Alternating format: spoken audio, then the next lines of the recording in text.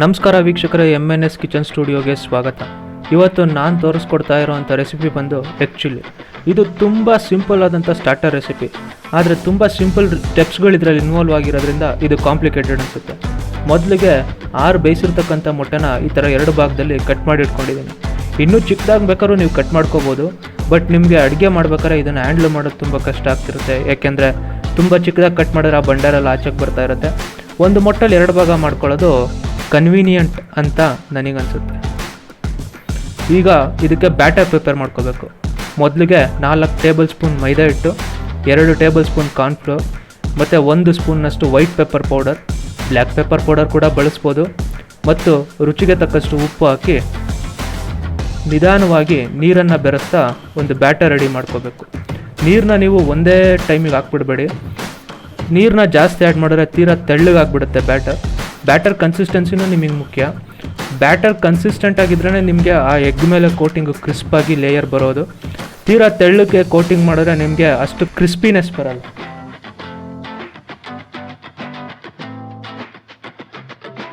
ನೋಡಿ, ಈಗ ಬ್ಯಾಟರ್ ರೆಡಿಯಾಗಿದೆ. ಕನ್ಸಿಸ್ಟೆನ್ಸಿ ನೋಡ್ಕೊಳ್ಳಿ, ಈ ಥರ ಇರಬೇಕು.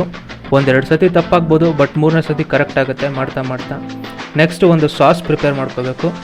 ಇದಕ್ಕೆ 1 ಸ್ಪೂನ್ ಟೊಮೊಟೊ ಸಾಸ್, 2 ಸ್ಪೂನಷ್ಟು ರೆಡ್ ಚಿಲ್ಲಿ ಸಾಸ್ ಮತ್ತು 3-4 ಸ್ಪೂನಷ್ಟು ಗ್ರೀನ್ ಚಿಲ್ಲಿ ಸಾಸ್ ಆ್ಯಡ್ ಮಾಡಿಕೊಂಡು, ನೀವು ಎಗ್ ಚಿಲ್ಲಿ ಮಾಡ್ತಾವ್ರೆ ಟೊಮೊಟೊ ಸಾಸ್ ಯಾಕೆ ಆ್ಯಡ್ ಮಾಡಿದ್ರಿ ಅಂತ ಅನ್ಕೊತಿರ್ಬೋದು. ಈ ಗ್ರೀನ್ ಚಿಲ್ಲಿ ಸಾಸ್ ಆ್ಯಡ್ ಮಾಡಿದಾಗ ಏನಾಗುತ್ತೆ ಅಂತಂದರೆ ನಿಮಗೆ ಈ ಸಾಸು ಸಿಕ್ಕಾಬಟ್ಟೆ ಹುಳಿ ಬರುತ್ತೆ. ಸೊ ಆ ಹುಳಿನ ಬ್ಯಾಲೆನ್ಸ್ ಮಾಡೋದಕ್ಕೋಸ್ಕರ ಟೊಮೊಟೊ ಸಾಸ್ನ ಹಾಕ್ತೀವಿ. ನೀವು ಟೊಮೊಟೊ ಸಾಸ್ ಇಲ್ಲ ಅಂತಂದರೆ ಒಂಚೂರು ಸಕ್ಕರೆನಾದರೂ ಆ್ಯಡ್ ಮಾಡ್ಕೋಬೋದು.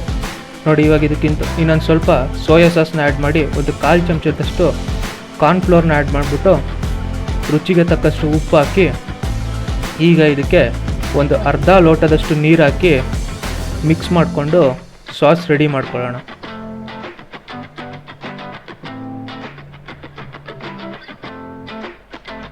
ಈ ಎಗ್ ಚಿಲ್ಲಿ ರೆಸಿಪಿ ಅಂತೂ ತುಂಬ ಸಖತ್ತಾಗಿರುತ್ತೆ. ನಾವು ಕಾಲೇಜ್ ಡೇಸಲ್ಲಿ ಮನೇಲಿ ಯಾರೂ ಇಲ್ಲ ಅಂತಂದರೆ ಫ್ರೆಂಡ್ಸ್ನೆಲ್ಲ ಮನೆಗೆ ಕರ್ಕೊಂಡು ಇದನ್ನು ಮಾಡ್ಕೊಂಡೆಲ್ಲ ತಿಂತಾಯಿದ್ವಿ. ಒಳ್ಳೆ ಸ್ವೀಟ್ ಮೆಮೊರೀಸ್ ಅದೆಲ್ಲ ತುಂಬ ಚೆನ್ನಾಗಿರುತ್ತೆ. ಈಗಲೂ ಟ್ರೈ ಮಾಡ್ತಾಯಿದ್ದೀನಿ ಎಷ್ಟೊಂದು ಸತಿ. ಒಂದಿನ ಪ್ಲ್ಯಾನ್ ಮಾಡೋಣ ಅಂತ ಆಗ್ತಿಲ್ಲ. ನಂತರ ಒಂದು ತಟ್ಟೆಗೆ ಕಾರ್ನ್ಫ್ಲೋರ್ನ ಹಾಕ್ಕೊಂಡು ಎಗ್ಗಿಗೆ ನೀಟಾಗಿ ಕೋಟ್ ಮಾಡಿಬಿಟ್ಟು ಎಕ್ಸಸ್ ಕಾರ್ನ್ಫ್ಲೋರ್ನೆಲ್ಲ ತೆಗೆದ್ಬಿಟ್ಟು ನಾವು ಮಾಡ್ಕೊಂಡಿರ್ತಕ್ಕಂಥ ಬ್ಯಾಟರಲ್ಲಿ ನೀಟಾಗಿ ಎದ್ಬಿಟ್ಟು ಆಯಿಲಲ್ಲಿ ಡೀಪ್ ಫ್ರೈ ಮಾಡಬೇಕು. ನೀವು ಕೈ ಬಳಸೋದ್ಕಿಂತ ಫೋರ್ಕ್ ಯೂಸ್ ಮಾಡಿದ್ರೆ ಇನ್ನೂ ತುಂಬ ಚೆನ್ನಾಗಿ ಮಾಡ್ಬೋದು. ತುಂಬ ಚೆನ್ನಾಗಿ ಎಗ್ನ ಹ್ಯಾಂಡ್ಲು ಮಾಡ್ಬೋದು. ನೋಡಿ, ಇವಾಗ ನಾನೆಲ್ಲ ಬಾಯ್ಲ್ಡ್ ಎಗ್ನೂ ಫ್ರೈ ಮಾಡ್ಕೊಂಡಿದ್ದೀನಿ. ತುಂಬ ಸಖತ್ತಾಗಿ ಕಾಣಿಸ್ತಿದೆ ಆ ಕಲರೆಲ್ಲ. ನೀವು ಹಿಂಗೆ ಇಷ್ಟಕ್ಕೆ ಬೇಕಾದ್ರೂ ನಿಲ್ಲಿಸಿ ತಿಂದ್ರೂ ಸೂಪರಾಗಿರುತ್ತೆ. ಬಟ್ ಸ್ವಲ್ಪ ತಾಳ್ಮೆ ಇರಲಿ, ರೆಸಿಪಿ ಇನ್ನೂ ಮುಂದೆ ಇದೆ. ಈಗ ನೆಕ್ಸ್ಟ್ ಏನು ಮಾಡಬೇಕು ಅಂತಂದರೆ 1 ಸ್ಪೂನಷ್ಟು ಬೆಳ್ಳುಳ್ಳಿ, 1 ಸ್ಪೂನಷ್ಟು ಶುಂಠಿನ ಸಣ್ಣದಾಗಿ ಹೆಚ್ಕೋಬೇಕು. ನಂತರ 2 ಮೀಡಿಯಮ್ ಸೈಜ್ ಆನಿಯನ್ನ ಸಣ್ಣದಾಗಿ ಹೆಚ್ಕೋಬೇಕು. ನಂತರ 5-10 ಹಸಿಮೆಣಸಿನಕಾಯಿ ಸಣ್ಣದಾಗಿ ಹೆಚ್ಕೊಂಡು 1 ಸ್ಪೂನ್ ಪೆಪ್ಪರ್ ಪುಡಿನ ರೆಡಿ ಮಾಡಿ ಇಟ್ಕೊಳ್ಳಿ. ಫ್ರೈಯಿಂಗ್ ಪ್ಯಾನ್ಗೆ 3-4 ಸ್ಪೂನ್ ಎಣ್ಣೆ ಹಾಕ್ಬಿಟ್ಟು, ಎಣ್ಣೆ ಕಾದ ನಂತರ ಹಚ್ಚಿರ್ತಕ್ಕಂಥ ಬೆಳ್ಳುಳ್ಳಿ ಮತ್ತು ಶುಂಠಿ 2 ಸೇರಿಸಿ ನೀಟಾಗಿ ಫ್ರೈ ಮಾಡ್ಕೊಳ್ಳಿ. ಬೆಳ್ಳುಳ್ಳಿ ಜಾಸ್ತಿ ಇದ್ದಷ್ಟು ತುಂಬಾ ಒಳ್ಳೆ ರುಚಿ ಬರುತ್ತೆ. ಈಗ ಹಚ್ಚಿರ್ತಕ್ಕಂಥ ಈರುಳ್ಳಿ ಸೇರಿಸಿ ಈರುಳ್ಳಿ ಗೋಲ್ಡನ್ ಬ್ರೌನ್ ಕಲರ್ ಬರೋ ತನಕ ನಿಧಾನಕ್ಕೆ ಫ್ರೈ ಮಾಡ್ಕೊಳ್ಳಿ. ನೋಡಿ, ಈಗ ಈರುಳ್ಳಿ ಕಲರ್ ಚೇಂಜ್ ಆಗಿದೆ.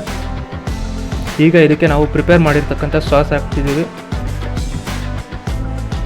ಸಾಸ್ ಹಾಕಿದ್ಮೇಲೆ ಕೈ ಆಡ್ಸೋಕೆ ಹೋಗ್ಬಿಡಿ.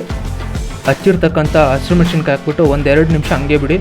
ನೀಟಾಗಿ ಫುಲ್ಲು ಬಾಯ್ಲಿಂಗಿಗೆ ಬಂದಾಗ ನಂತರ ಮಿಕ್ಸ್ ಮಾಡಿ. ಯಾಕೆಂದರೆ ನಿಮ್ಗೆ ಸ್ಮೋಕಿ ಫ್ಲೇವರೆಲ್ಲ ಸೇರಿಕೊಳ್ಳುತ್ತೆ ಸಾಸ್ಗೆ, ಅವಾಗ ಇನ್ನೂ ತುಂಬ ಚೆನ್ನಾಗಿರುತ್ತೆ.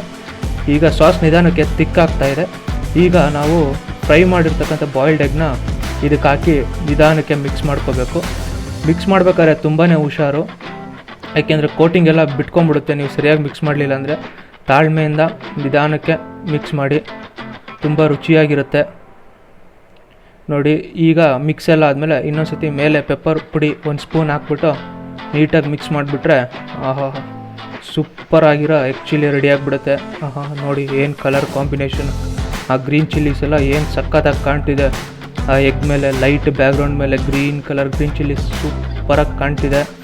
ಈಗ ಇದನ್ನು ಒಂದು ಪ್ಲೇಟ್ಗೆ ಹಾಕ್ಕೊಂಡು ಟೇಸ್ಟ್ ನೋಡೇ ಬಿಡೋಣ. ವೀಕ್ಷಕರೇ, ಆ್ಯಕ್ಚುಲಿ ರೆಡಿಯಾಗಿದೆ. ಈ ರೆಸಿಪಿ ನಿಮಗೆ ಇಷ್ಟವಾದಲ್ಲಿ ನಮ್ಮ ಚಾನಲ್ನಲ್ಲಿ ಲೈಕ್ ಮಾಡಿ, ಶೇರ್ ಮಾಡಿ ಹಾಗೂ ಸಬ್ಸ್ಕ್ರೈಬ್ ಮಾಡಿ. ಧನ್ಯವಾದಗಳು.